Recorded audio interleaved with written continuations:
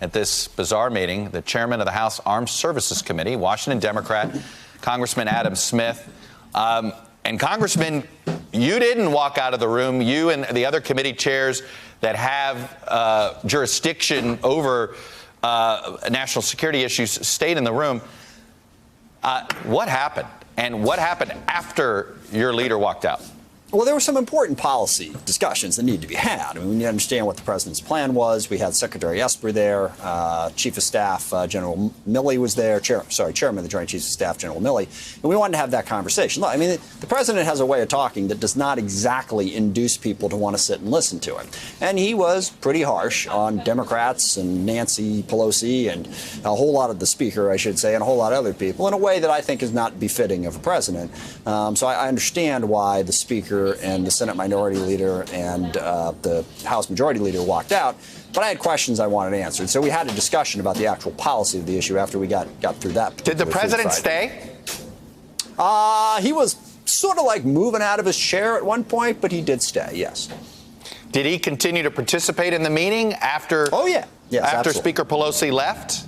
Yes, he did. Did he have any comments about why they walked out?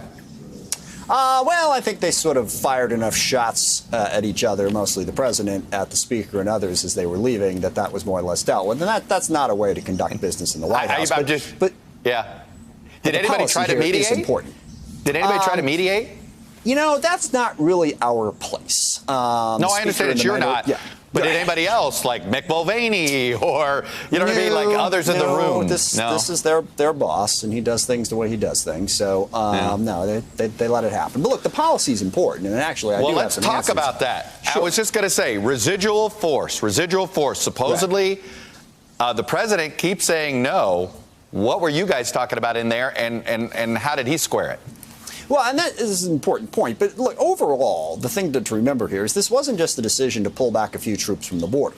This was a decision made last December when the president announced that we were leaving Syria and the implications that had for Turkey and their planning. I mean, once you got to the weekend phone call, I think Turkey had made their decision, but it was the lead up to that was problematic. And also the president really emphasized in the meeting all the pressure he put on Turkey not to do this, hence the letter. And I had the same reaction you did, Chuck, when I looked at the letter. I happen to know the White House lawyer, and I can assure you he did not write this. Right. It was uniquely the president.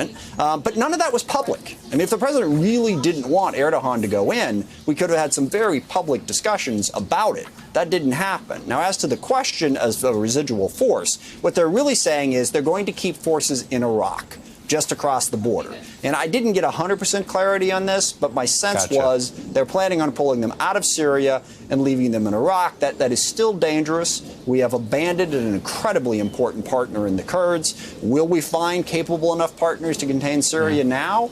That's highly debatable. But the president, as you heard, he's confident in the Russians and the Syrians and I guess the Turks to do that. So we'll see. Did anybody else in that room make the case against trusting the Russians with Syria? Oh, a lot of people did, and including... How does he react? How does he react to that? Well, yeah. No, he reacted by basically saying, you know, if Russia wants to go into Syria, let them. They went into Afghanistan and they got destroyed.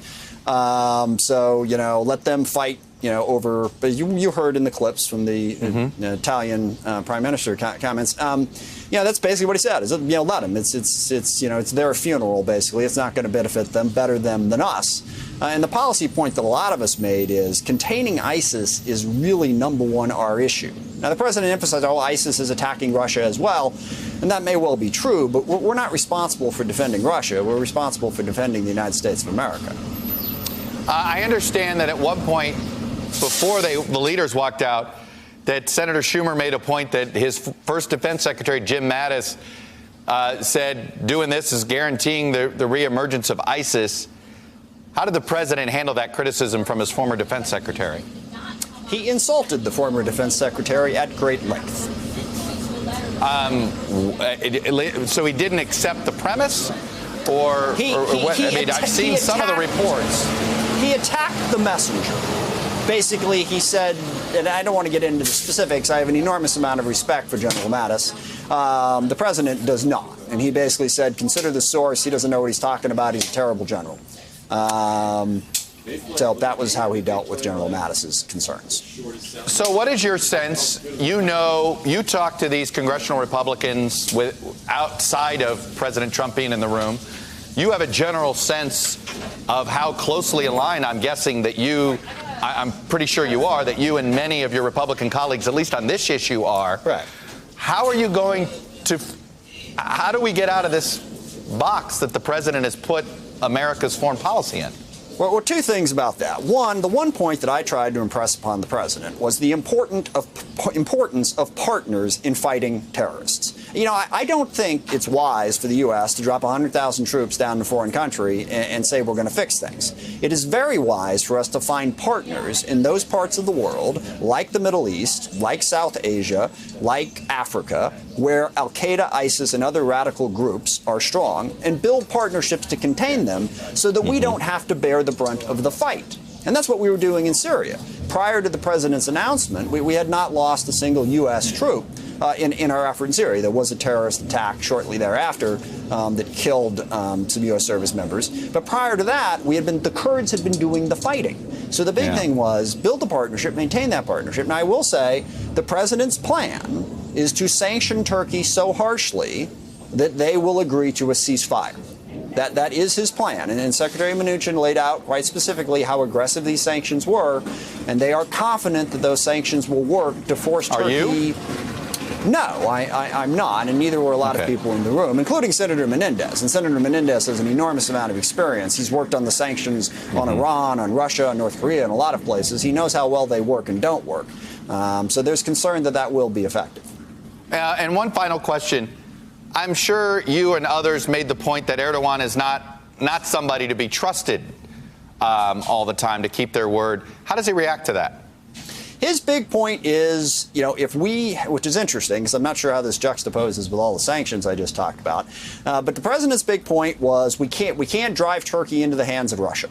We need Turkey on our side, not on Russia's. So to the extent that you're going after Erdogan, to the extent that you're being so critical of Turkey, you know, here's an important, crucial ally that we're going to lose, which is kind of ironic in that, you know, he doesn't really support a lot of our other allies. He emphasized at great length, you know, that European countries like Germany and France aren't carrying their weight on this fight. They wouldn't take back their fighters that were imprisoned in Syria.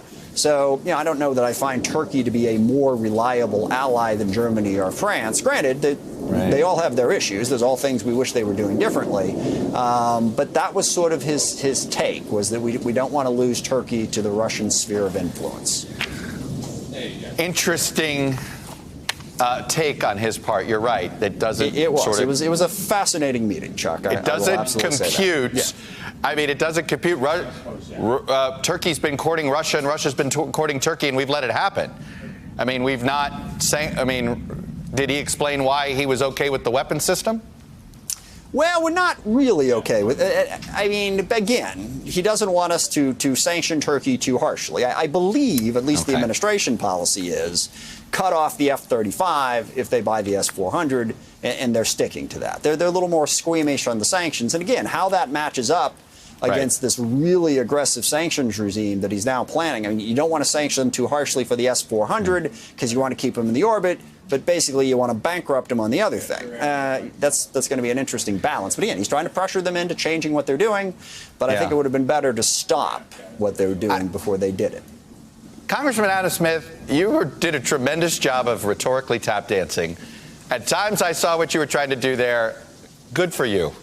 Well, look, we've got to work on this. The policy is important. We do. You know, we can't just have a food fight. You know, we've got a country to defend and allies to protect. We got to find our way through this. And you're trying to do your job there. Anyway, it's noticeable, and I get it, and I think the viewers should get it too. Congressman Adam Smith, thanks for coming on and sharing your views.